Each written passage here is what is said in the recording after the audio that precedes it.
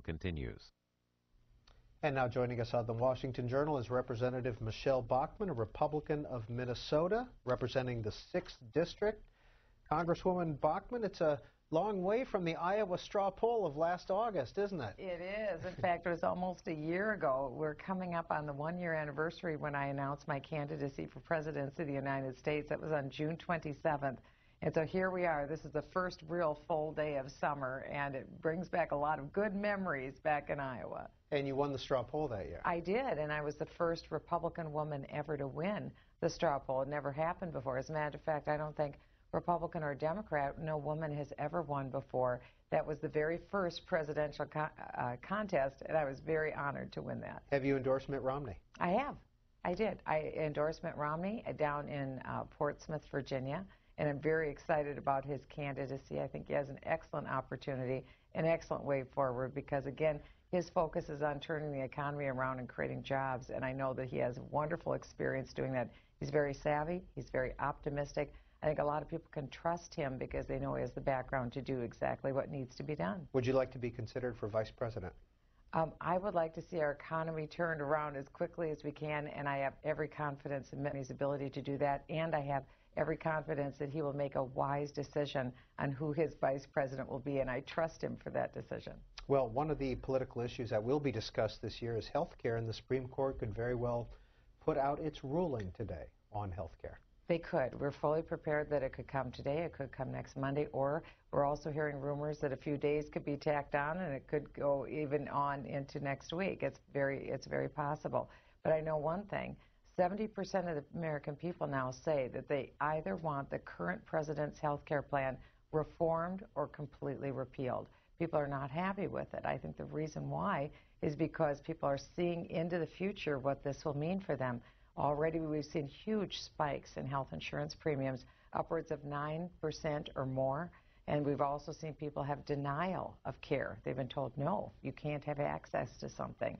That's not a pretty future for a lot of people, and the real problem in health care, we know there are problems, but the real problem is cost. That's what has to be addressed, and unfortunately, the president's health care plan took us just in the opposite direction. Rather than costing all of us less for health care, now under the president's health care plan, we're all paying a lot more for health care, and that's actually meaning less access to care. That's really what has to change, and I think that's what the American people are demanding. So depending on what the Supreme Court decides, if they overturn the individual mandate, is there a plan among House Republicans to do something on health care or to leave it as is? Oh, there's absolutely a plan. No one wants to leave it as is because we know that there's a problem with health care. The problem is cost. It costs way too much for the average American, and that's what we want to do. I have a plan. A number of members have a plan, and mine is very brief. It's let any American buy any health insurance policy they want anywhere in the United States with no requirements, minimums from the federal government. Then let every American pay for it with their own tax-free money, whether it's their deductible, their premium, their copay, whether it's going to the chiropractor. Pay for it with your own tax-free money, and then have true medical malpractice liability reform. Just those three things alone. It's an 18-page bill, simple to understand, that will dramatically drive down the cost. That's what people are crying for. Will Congress bring down the cost of health care? That's what my bill accomplishes. Representative Michele Bachmann is our guest. We're going to put the numbers up on the screen, so if you would like to spend a few minutes dialing in to talk with her. She is a graduate of Winona State University and got her law degree at Oral Roberts University, plus has a master's from the College of William & Mary. Is that correct? That's right. It's a master's in tax law. It's a postdoctorate degree, and I spent a number of years litigating tax cases in the United States Federal Tax Court. And one thing I learned is that high taxes are devastating on the economy and devastating on individuals. And that's one thing I want to do is reform our tax code. Representative Bachmann, congressional approval ratings around 12, 10%. Are they that high? I'm shocked. They must have spiked. I thought they were a lot lower. Well, just to play devil's advocate, the Republicans are in charge in the House. They are, and Harry Reid is in charge in the Senate. He's a Democrat leader. And you're right. I think that the American people are rightly very upset with the United States Congress because they don't see a lot of action happening right now. The House of Representatives has passed budgets. We've passed all sorts of bills that we've sent over to the Senate where they have gracefully died at the door of Harry Reid's Democrat-controlled Senate. This really shouldn't be about partisanship right now. It honestly shouldn't, because the country needs us to come together and get some things done so that we can turn the economy around. I don't really want to have to see us wait until for an election, because people can't wait that long, quite frankly. A lot of people are really suffering. They're suffering in my state and in my district. And so that's what we want to do, is see things happen. So the House has passed a budget. Unfortunately, in the Senate, they haven't passed a budget for years now, and that's really malpractice. That's negligence of duty, and it's time that they get with it. First call for our guest, Representative Bachmann, comes from Richmond, Virginia. Sherilyn on our independent line. Go ahead, Sherilyn. Good morning. I'd like to thank you all for taking my call. My initial call for Michele Bachmann was going to be a question about the economy, but in listening to her talk and talking about the partisanship in Washington and how we need to work together, and that kind of threw me for a loop, because it seems like it's so much bickering going back and forth. Why are you willing to say to the Republican Party, we need to put all this bickering aside and we need to come together and work out our differences and compromise? It seems like you guys are always talking about the need to work together. However, when someone says compromise, it's like a dirty word to you all, and I've seen none of you all step up and hold the Republican leadership accountable for working towards compromise. Are you willing to do that, Michele Bachmann? Well, Sherilyn, I'm not only willing, I've done it this year. And let me tell you how. One of the most significant pieces of legislation went through this year, and it was one that I was the lead on. I brought together Republicans and Democrats from 2 different states. We were able to finish the longest unfinished bridge project in the history of the United States. This was not easy, Sherilyn. We had to have 2/3 of the members of the House of Representatives vote in favor of this bill.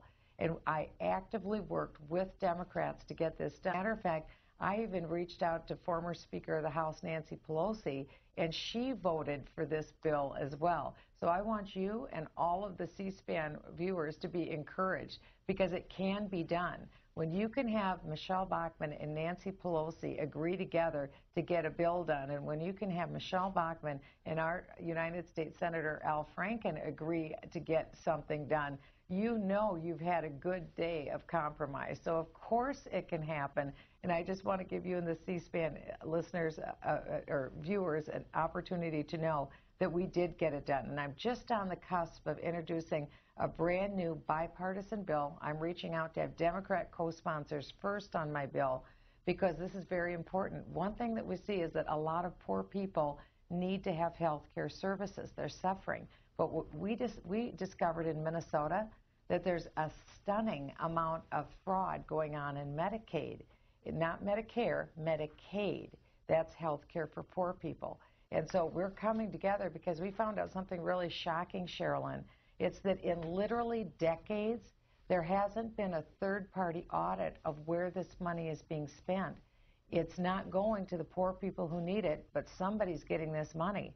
And so I'm trying to bring Republicans and Democrats together, get this bill on the floor, because when the president's health care plan is in full flower, that will expand Medicaid just in my home state of Minnesota by 21%.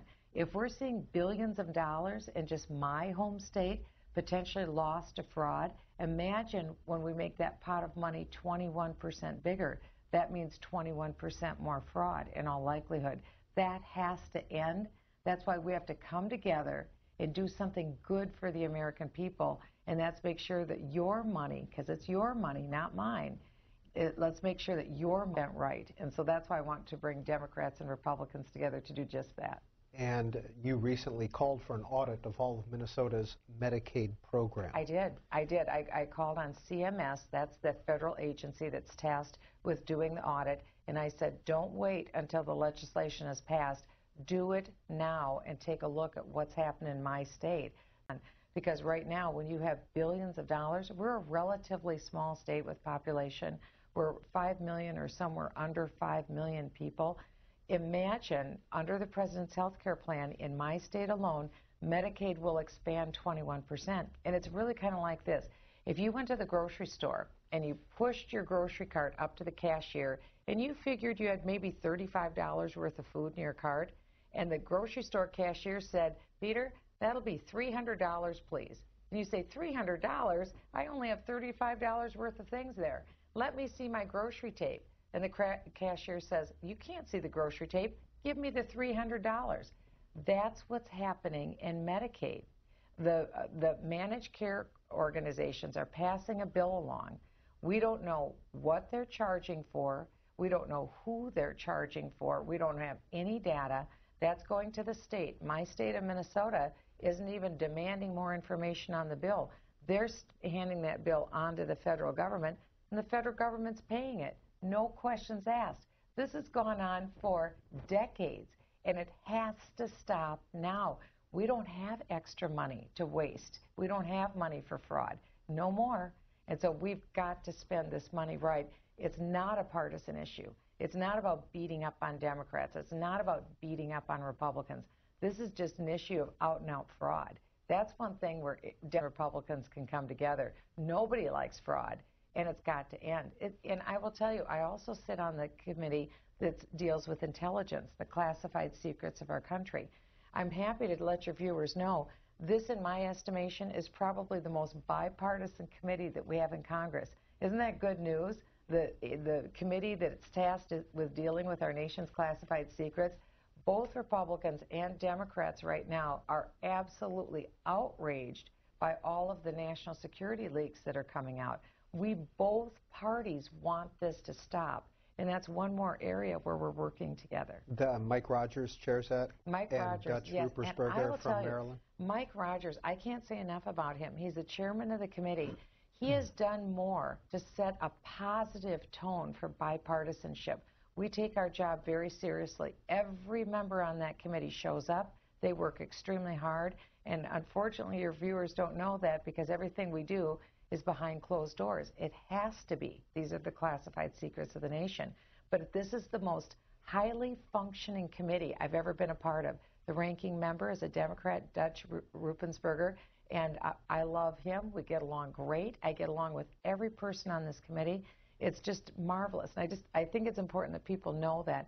A committee that really you don't hear a lot about because all of our work is behind closed doors, very bipartisan. We're getting a lot done, but we're equally outraged about the leaks, the national security leaks, that hurts Americans, our safety, but it can get people killed, innocent people killed. And so we're trying to get to the bottom of these leaks to make sure they stop. So was today's lead New York Times story? I was extremely upset. I was extremely upset. And just for our viewers, yes, about the CIA monitoring or working on weapons for Syrian rebels. That's right. This is unprecedented. Never before seen. As a matter of fact, 2 weeks ago I was with a general that said to me, Michele, in 55 years in the military and being connected with the military, I have never seen this level of national security secrets being leaked. This is just unprecedented. And so that's why just in the last week alone, I don't even want to really repeat what's been going on out there, but this is very concerning. It has to end. And I just want people to know that this is another area where you can feel good because Democrats and Republicans are coming together. We both of us see this as very serious, and the administration, quite frankly, has a lot of answers that they have to give to us right now. The New York Times reported that the CIA officials in Turkey had been working on this for several weeks. So this morning's story was not news to you? Well, as a of member course, of the I won't Intel be Committee? confirming or denying anything that's in the New York Times story. I think it's reprehensible that the story is even printed today. It's wrong. But I think what's even more wrong is that these leaks continue to come out, and they have to end. I mean, there's real answers here, and I do have a real concern with the administration. The New York Times put another story out that said that the president's political advisor, the guy who's concerned about the president's reelection, is sitting apparently in the most secure room that we have in the United States. That's the room that the president makes his decision on what he calls Terror Tuesdays, when he holds apparently like baseball cards with terrorist pictures on it and decides who he will kill. Well, it isn't just the president making that decision. That's arguably the most sensitive national security secret we have. Sitting right next to him is his political advisor, David Axelrod. I call him General Axelrod. Now, apparently, he's in this room. I will tell you, as a member of Congress, I wouldn't be allowed in the Intelligence Committee 1 minute after I was no longer on the committee, because to have that clearance to be in the room. A staff member on the Intelligence Committee, 1 minute after they were no longer a staff member, they wouldn't be allowed in that room. Why in the world is the president's political guy in the room when he's making national security decisions? That's absolutely reprehensible. No one's ever seen anything like this before. You can't do that. He's the President of the United States. When it comes to national security, that has to be a very inviolate area that can't have anything to do with politics. Politics can't touch our national security decisions. Next call for Representative Bachmann comes from Byrdstown, Tennessee. Daniel, Democrat. Good morning. Thank you, Peter, for taking my call. I want to express my appreciation for the Congress lady to appear on your program and take calls. I wish more politicians would do that. It shows a degree of honesty to the American people. But when Daniel, Michele, thank you. It's easy when it's Peter. When you start getting carried away with Obama, and you start becoming political toward the end of your 5-minute diatribe there, I was going to ask another question, but now I'm going to ask this question. Well, the GOP shunned G.W. Bush at the last convention. He was not allowed to speak. Are they still embarrassed? Will he be able to appear or speak at this convention? You know, remember the cut and run, the mission accomplished. You know, how about the shock and awe? How about the yellow cake? Okay? So I'm sorry you just brought out the partisanship with me at the last minute. I was going to ask you regarding whether homosexuals are born that way or it's a choice. All right, we got a lot on the table there, Daniel. Representative. Well, Daniel, thank you for calling. I really appreciate the fact that you did. And your question originally began with the fact of being political about President Obama and national security. That's really the issue right now. We're very concerned because it seems that the President of the United States is being political about national security. This is what I think is very concerning, not only to myself, but millions of Americans across the United States. Because the one area where you should never, ever, ever be political is in the issue of keeping the American people safe on national security and revealing intelligence secrets. No one has ever seen this level of highly sensitive national security secrets revealed before. Secrets have gotten out in previous administrations, but never to this degree, never to this level. So much so, Daniel, that Republicans and Democrats agree, from the lead Democrat to the lead Republican, all the way down to the newest member on the Intelligence Committee, we're in agreement. This is wrong, what's happening. It has to stop. And clearly, there was some bragging that was going on when the information came out that the president's senior political advisor, this isn't his national security advisor, this is his political advisor, who's sitting next to his shoulder, apparently in the room when the president is making the decisions about who will be killed on the next list of terrorists. Now, why in the world would his political advisor be there? Is he doing a focus group test on what would be best for the President of the United States? This can't be about the president's next election. When it comes to terrorism, and this is a real issue, terrorism, we're sitting here and behind Peter's shoulders, you can see the dome of the Capitol. It was only just a few months ago an illegal alien from Morocco strapped what he thought was a bomb to his body, and he was making his way to the Capitol. I was inside voting along with over 400 other members of Congress. He was interdicted by the FBI. Not stopped him, that Capitol dome wouldn't be there today. and maybe 400 members of Congress wouldn't be alive today. This is a real issue. I'm serious about it. I know the American people are serious about it. We have to pull out the politics and do what's right for the American people.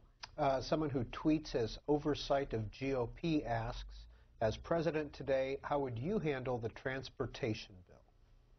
Well, I would get it done. I would get a long-term transportation bill. This has been what part of the problem has been. State and local governments need to have some certainty. They need to know what's going to happen. And when Congress does one stopgap bill after another, for instance, a 60-day bill on transportation or even a 6-month bill, how does a state or local government possibly plan? I mentioned earlier when I was on that I had helped to build the Stillwater Bridge, the longest unfinished bridge in the history of the United States, I'm told, in a bipartisan way. You have to know long-term down the road what monies you have to work with, what the policy is going to be that you have to work with. And I think Congress, this is a legitimate function of Congress. I'm a strong fiscal conservative, but I believe that it's the function of government to build roads and bridges and interchanges. That's our job. And so we should pass a long-term transportation bill. I'd like to see us pass a 5-year bill so that state and local governments know what they have. The House is coming in 4 minutes. Butler, Indiana. Walter, Republican. Good morning. Good morning. Michelle, praise God. It is absolutely a privilege and an honor to talk to you. I was always pretty cynical about our politicians for the last 20 years. I'm an old Reaganite lover, and 2 + 2 is 4. And when I seen you and a bunch of the young, new Tea Party, conservative, common sense folks came onto the scene, my eyes lit up. My heart skipped a beat. I was so happy. I got a 12-year-old daughter that I love, and she's getting enthused. And I moved from New York 13 years ago with taxes and regulations out to Indiana with common sense, low taxes, low regulations, and the economy is improving despite our government. And I just want to give you a shout-out and say, keep up the good work. Always remember 2 + 2 is 4. Balance our budget. Tell the truth. And you're a shining light in the darkness, and never waver, never give up. And I'm just so happy to talk to you. God bless you. Walter, thank you for your words of encouragement. I want you to know that I'm the chair of the Tea Party caucus in the United States Congress, and we are concerned about the overspending and the debt accumulation, and we're going to continue that focus because people don't recognize that the Tea Party, they've been wrongly maligned. They stand for really 3 things, and it's following the Constitution, not spending more than what we take in, 2 + 2 = 4, and also to make sure that people realize we're taxed enough already. Taxing us more won't be the answer. But I also want you to know Indiana has done the right thing. Under your governor, Mitch Daniels, and a great legislature, you've been able to pass some really good common sense legislation. That's benefited the people of Indiana. I know that our current representative, Mike Pence, is running to be the governor in Indiana. He'll also continue that great effort in Indiana. I think long into it will be a great state to dwell. So thank you, Walter. I don't know if you know this, but it was just announced that Mitch Daniels, as he goes out of office, will become the new president of Purdue University.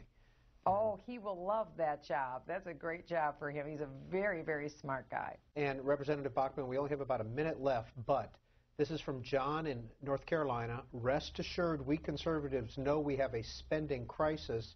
He goes on to say the Bush tax cut annually is 5% of the annual deficit. And what we need to do is stop the out-of-control spending, because right now the current tax rates will become the greatest tax increase in the history of the country. If we fail to keep the current tax rates where they are, your C-SPAN viewers need to know the average household is looking at a $3,000 a year tax increase come this January 1st. I don't know people who can afford that. When gasoline is $3.60 a gallon or whatever it is in your neighborhood, that's what it is in mine. An additional $3,000 to go to the government, this place that is spending literally billions of dollars a year in fraud, just in one state alone, mine, on Medicaid. This has got to end. The answer is not for us to give up more of our money to the federal government. The answer is for the federal government to get its act together. When you have an out-of-control situation, you don't feed the fire. And that's what we have to do. We need to get some more common sense into this government so that the government starts reflecting the lifestyle of a lot of common sense Americans. Michele Bachmann has been our guest for the last 25 minutes. Thank you for being on the Washington Journal. House is coming in.